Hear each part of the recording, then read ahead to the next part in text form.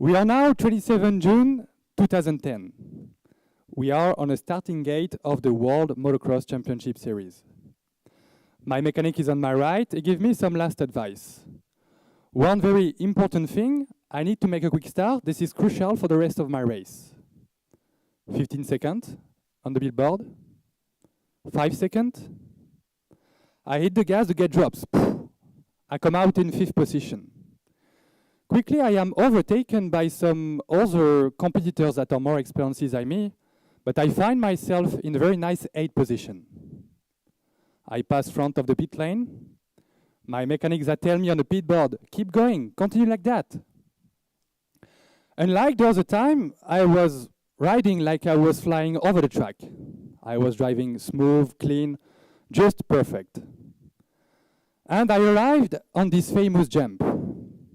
A very difficult jump with a lot of lines, a lot of ruts, due to the sandy track in Latvia. I take the bump, the bike threw me out on the front. I land on my back and I feel a big crack in my lower back. Directly, I know my legs doesn't respond anymore. I am paraplegic. In 1 second, I see my entire career before my eyes. And I am thinking, all of this sacrifice, all of this suffering, all of this training during the season, and I said, what? All of this for what? For being paraplegic for the rest of my life. Luckily, I'm being taken off the racetrack. They bring me directly to the hospital in Latvia. My parents arrived. And my father, first question, he asked me, Axel, how are you feeling? Do you feel something? I looked at my dad and I told him, you know, Dad, I can't feel my legs. I am paraplegic. He looked at me and told me, you know, Axel, this is your GP. You have to win it. This is a GP of your life. Some of them make it through. You have to fight. You cannot be second. Axel, this fight is the fight of your life. Wow. I looked at my dad and I answered, you know, Dad, you know me. I will do everything in my power to make it through, but I will fight until the end. My mom was just next to him. He took her on the side because she was crying. My mechanic asked me how I was. I tell him that my back hurt from the surgery plate, but I still don't feel my legs. After 3 days, I flew back to France by private jet. Luckily, I had a private jet once time in my life. Maybe the last, I don't know. And when I arrived in France, I am directly transferred in the hospital. And the next morning, the surgeon comes in my room with other doctor. And he explained me the situation, the detail of my injury. And my first question was simple. I asked him, Doctor, will I be able to walk again in my life? His answer is simple as well. He said, Mr. Allétru, your spine cord is badly damaged. We can't know for sure, but one thing is sure is we have to do surgery again to stabilize all the spine cord and decompress your edema. An operation scheduled in 3 days. 3 days later, they bring me at the medical block, and I am on the bed ready to have another intervention. And I am so stressful. This operation lasted for 8 hours, which I had some screw put in my back, and they put some plate to stabilize all the spine cord. After 1 week, I am transferred in the rehabilitation center based in Lille called L'Espoir. A center that I know well because I already went there 4 years ago for ligament to my knee. When I arrived, I have a completely new room, wheelchair accessible. I feel good. I really feel comfortable. The doctor in charge of the rehabilitation center comes in my room with Gaël, my future physiotherapist. Both of them explain me the situation and how it will go. After 3 days, we start the recovery with Gaël. And for the first session, we are starting by a simple exercise. Move from the wheelchair over the therapy table. An easy exercise for you, but very difficult for a paraplegic person without his abs. Gaël explained me how to do it. It's tricky, but after 10 times, I find a way to do it. Then we go on a second exercise. This time, Gaëlle asked me to sit up against the back of the chair. She asked me to cross my arm, and she lowers the back of the chair. At this time, I am thinking, why does she want me to work sitting down? Because I want to stand up quickly as possible. I want to walk again. I don't say anything. Because I tell myself she has more experience than me. So I put my hands off the table, and there I fall. Yeah, I fall. I couldn't even sit still without my hand support. Can you imagine that? At this time, I thought, wait, Axel, you want to walk again? You want to stand quickly as possible? And you cannot sit on this chair. That's crazy. So I thought it's going to be a very, very long way. And you know, in your life, if you want to target the moon, you have to target the star before, but you have to take things step by step.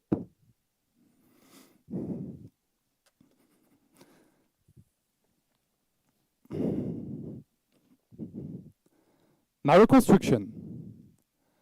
I went through different stages. Hoping, despair, still hoping, accepting the change in my new life. But one thing is sure is I woke up every morning for one thing, to walk again. My focus was just only that, to walk again. I was trying to instill deep down my subconscious this image to see me standing up. This image was, for me, in my mind, like real. Real like I can touch it, real like I can feel it. I knew if I thought about it 24 hours each day, and if I remain faithful to this mental image, one day it was going to come true. Of course, I don't think like, hey, today I'm going to walk again, no. I used moment of relaxation, moment of somnolence to work mentally. 80% of my recovery has been mentally. As the week went by, I see progress. And one day, with all the progress, when I am in the balneotherapy, Gaëlle tells me, okay, Axel, from now, we are going to get you up, not in the water, but on the real ground. I tell her, okay, but do you know that I lost 80% of my muscles? And you want to get me up between the bars on the real ground? She said, yes, of course. But for that, we have to build special braces that allow me to compensate my legs or still being paralyzed. So I called the father of one of my friends, who is an orthoprothesist. I explained the situation, and we are trying to think about special braces that would hold my feet in 90 degrees in order to be able to work my balance. He's taking the mold, the measurement, and after 3 weeks, he brings me the braces. I try them. I'm being careful to not have any contusion. I go front of the parallel bar with Gaëlle, front of me in case if I fall down. 1, 2, 3. I'm going for it and paf, I can stand up. I can stand up with a lot of strength in my arm, but I can do it, you know. And after a few sessions, I start to be able to work my balance between the bars and do small step, and then 2, and then 3, and make one-way trip. But after 2 years, I'm not making progress anymore. The doctor starting to talk about my release. I can continue the rehabilitation, but this time outside of the center. We set up a date for my release. And at this time, I asked myself about the future. You know, what next? Maybe go back to school? I'm just 20 years old. Or maybe continue the sport. Sport is all my life. I have always been a sportman. So I decided to join a disabled swim club to prepare my release, because sometimes the shock can be quite brutal to be back in the real world. I mean, in the center, we are always pampered by the nurse. Everyone has a handicap, and as soon as you have problems, someone comes to help you. So I joined this club, where I go swim every Saturday. We are now 3 days before my release. And this time I tell myself, okay, Axel, this time I want to stand up, but with the crutches. I have nothing to lose. I asked Gaëlle if I could. She talked about it to the doctor. He accepted. I go between the bars. with Gael always safe behind me. I'm going for it, and paf, I can stand up. I can stand up, and I feel that I could be autonomous with that. So right away, we asked the doctor to push back my release date. He decided to push back the release date of 3 months. 3 months later, without the help of Gael, I managed to stand up alone with the crutches and to even walk like 20 meters. But be careful. When I say walking, it's like walking like a robot, you know? But when I arrived 2 years ago lying on the bed, I said to myself, okay, Axel, if you get out from this down wheelchair, it will be the most beautiful victory in your life. As soon as I left the recovery, you know, it was not enough for me. I wanted more. So I left myself a first challenge. Reach my parents' car on the parking by walking about 50 meters. And they were like, okay, Axel, we know you can walk. Go in a wheelchair. Don't take any risk right now that you finally get out of the center. But when I am on this path to get to the car, many things come to my mind. I realize that I have a handicap for my entire life. I will have to adapt myself in any kind of situation. And now, that's the big question. How to make sense in this new life? What will make me go out of the bed every morning? What will be my life goal? Everyone has a life goal. If you don't have any life goal, why get out of the bed every morning? It doesn't make sense. So first step, find out if I can drive a car despite my disability. And now, naturally, when you search something, what are you doing? You go on Google. So I Google, can I drive a car with a paraplegic handicap? I see there is some special hand control to drive a car. Good news, I will be able to go anywhere by myself. Then I tap handicap sports. And I discover an athlete who inspired me enormously, Oscar Pistorius. An athlete that you should know not by his performance, but for what he did. For those who don't know, he killed his wife. Yeah, very bad. Very bad way. But you know, when I saw this athlete make the final at the Olympics while he is double amputee, I tell myself, okay, Axel, despite my disability, I can be a champion again. I can prove what happened to me, I can rebuild myself. And when I was a kid, I had also a dream. Make the Dakar with the motorbike. I don't know if you know the Dakar, but the Rally Dakar is the hardest rally in the world. More than 10,000 kilometers in 15 days. More than 8-hour racing per day in extreme condition. As a valid person, if you finish this rally, it's already amazing. So I said to myself, okay, Axel, motorbike, it's over, but why not realize this dream, not on 2-wheel, but on 4-wheel drive with the car? In 2018, I decided to set up the project #YouCan2020. A project that made a lot of sense to me to prove behind the impossible, there is a possible.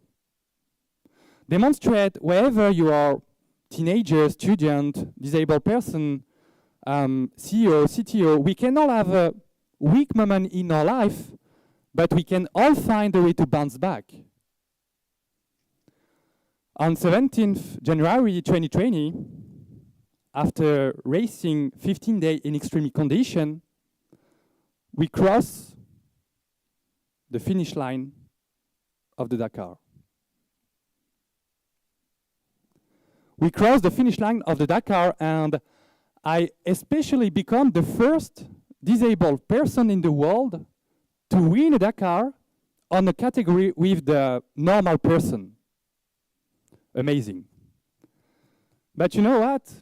Today, my most beautiful victory in my life is that after 10 years, after my crash, even if the doctor tells me that I will stay in a wheelchair for my entire life, even if I lost 80% of my muscles, today, I can walk again.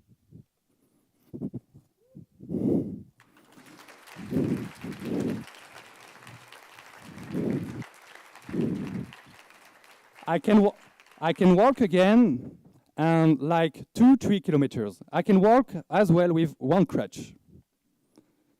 Today, I am autonomous. I can drive a car, I can ride a bike, I can ride a motorbike. Don't tell that to my mom, I think she killed me. But you know, anyway, I can do a lot of different activity, but I have to adapt myself in any kind of situation with my disability. And now, let's talk about resilience. What I am trying to share on a daily basis is that life can be tough, but generous at the same time. I always trusted life and had faith in myself. I learned resilience, and resilience taught me how to accept the situation.